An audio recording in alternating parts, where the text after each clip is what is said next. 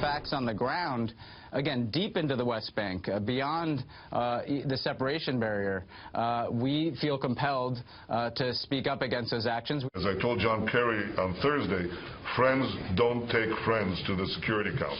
This is a day where the international community have utterly rejected the settlement activities, the policies of dictation, the policies of apartheid being employed by the current Israeli government.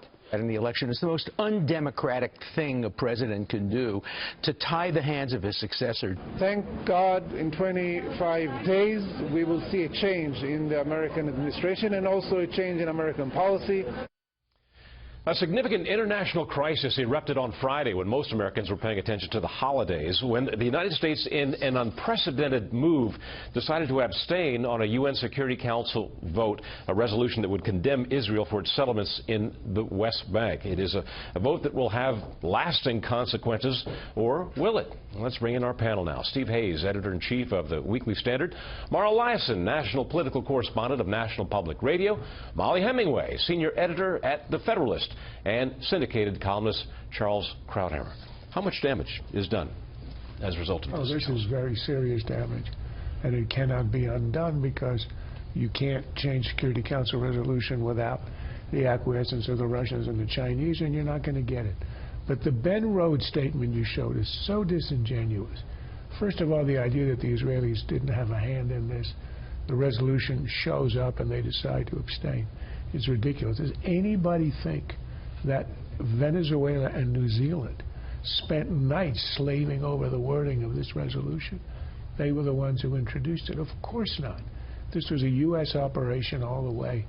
And the problem is, if Rhodes is right, this was only about the settlements deep in the West Bank, way beyond the separation barrier, you can understand the vote perhaps. But it's not. Every Israeli, left to right, has agreed that when there's a settlement, those settlements, in other words, when there's a peace, are going to be abandoned and torn down. Avigdor Lieberman, who is the right-wing Minister of Foreign Affairs, lives in one of these settlements. He has said openly to journalists, I know it's so because I was in the room, that he would, and he lives in one of these settlements, that he would gladly evacuate and tear it down in return for peace. So there's no argument about that. But there are two other categories of settlements. The other are the close-in blocks near Israeli territory.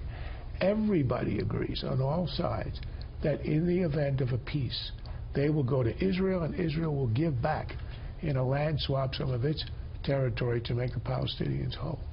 The pernicious part of this is the inclusion in the resolution of the term East Jerusalem.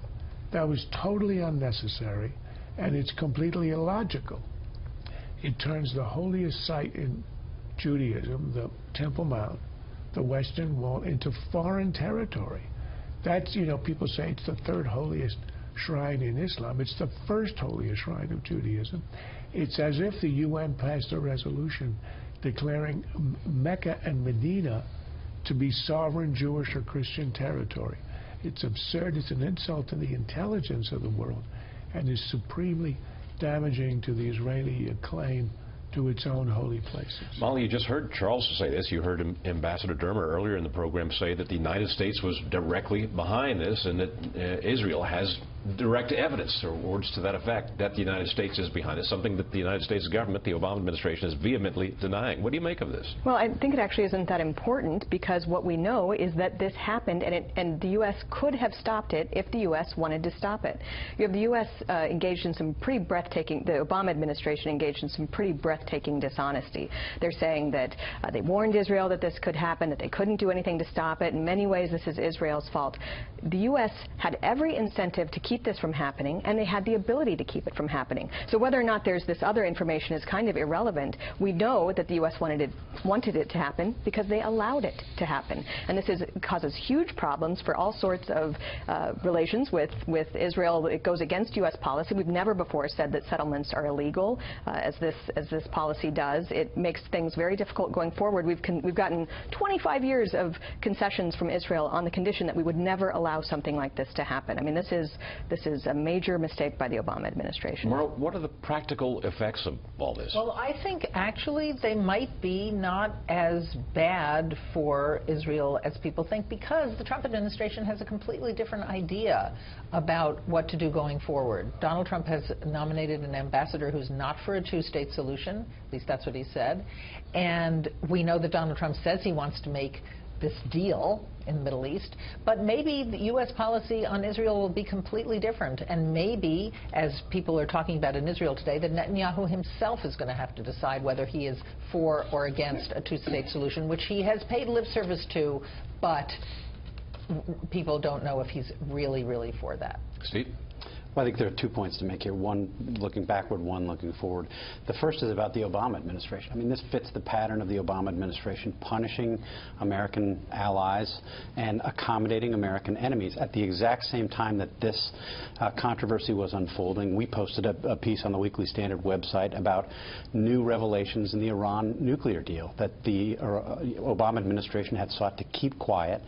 They were revealed in part in this piece that we posted on the Weekly Standard website by the IAEA, new documents showing that the Obama administration had given sort of special accommodations to Iran as it pursues its nuclear program. This is the way that the administration has happened. I mean, it sort of perfectly encapsulates the administration's approach to the region, I would argue. And the second point, looking forward, is about the United Nations. I mean, I think this has the real potential to be a breaking point for the UN.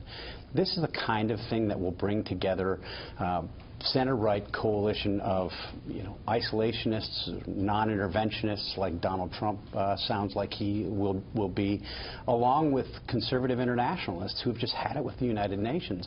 When you look back at the history of the United Nations, it's a history of presiding over genocides, accommodating authoritarians, excusing dictators. You think back to the oil for food scandal under Saddam Hussein. Kofi Annan went into that scandal and said, we can do business with Saddam Hussein's Iraq. And in fact, they did do business with Saddam Hussein's Iraq. This is what the United Nations has become, and its obsession with Israel, I think, is emblematic of a broader misplace of its priorities. To that point, Ted Cruz tweeted, I think on Christmas Eve, quote, spoke with Israeli Prime Minister Netanyahu tonight to wish him happy Hanukkah and assure him of strong support in Congress. No U.S. dollars for UN until reversed. Charles, what do you make of that? And what kind of a movement do you see building in Congress or in a new Trump administration to start pulling money from the United Nations? Well, most Americans are not aware of the fact that we pay about a quarter of the freight of the UN. So we're paying 22%, something like that. We're paying an organization that spends half its time, more than half its time, and energy and resources and bureaucracy trying to attack the only Jewish state on the planet, a tiny little speck, while genocide, mayhem, murder, terrorism is going on all over the world. It's an obsession that to an outside observer appears to be insane. Why are we doing this? And the rest of the time is spent undermining the United States and democracy and our allies around the world. It is an organization that exacerbates tensions. It does not assuage them. It was born in hope. The end of the Second World War, it turned out to be a disaster. Any move to minimize our support for it, any move to get it out of the U.S., imagine if headquarters were in Zimbabwe, the amount of weight and coverage it would get. It would be zero. I think that's good real estate in downtown New York City, and Trump ought to find a way to put his name on it and turn it into condos. On that note, next up, the panel breaks down the latest on the Trump transition.